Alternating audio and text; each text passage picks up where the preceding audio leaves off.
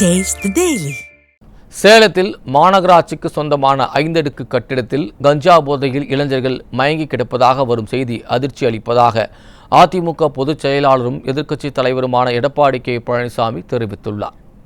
இது தொடர்பாக அவர் வெளியிட்டுள்ள அறிக்கையில், சேலம் மாநகரின் மையப்பகுதியில் மாநகராட்சிக்கு சொந்தமான 5 அடுக்கு கட்டிடத்தில் போதை மருந்துகள் மற்றும் கஞ்சா விற்பனை அமோகமாக நடந்து வருவதாகவும் 100க்கும் மேற்பட்ட இளைஞர்கள் போதை மற்றும் கஞ்சா போதையில் மயங்கி கிடப்பதாகவும் வரும் ஊடக செய்தி அதிர்ச்சியளிப்பதாக குறிப்பிட்டுள்ளார்.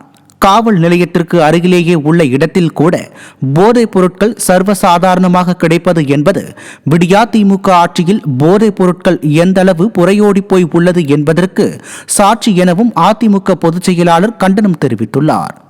சேலம் மட்டுமின்றி ஒட்டுமொத்த தமிழ்நாட்டையும் போதைப்பொருள் புழக்கத்தின் பிடியில் இருந்து மீட்க கடும் நடவடிக்கை எடுக்க வேண்டும் என்றும், போதை விற்பனையின் பின்னணியில் யார் இருந்தாலும் அவர்களை இரும்பு கரம் கொண்டு அடக்க வேண்டும் என நேர்மையாக இருக்கும் ஒரு சில காவல்துறை அதிகாரிகளை வலியுறுத்துவதாகவும் அதிமுக பொதுச் செயலாளர் எடப்பாடி கே பழனிசாமி தனது அறிக்கையின் மூலம் கேட்டுக் கொண்டுள்ளார்.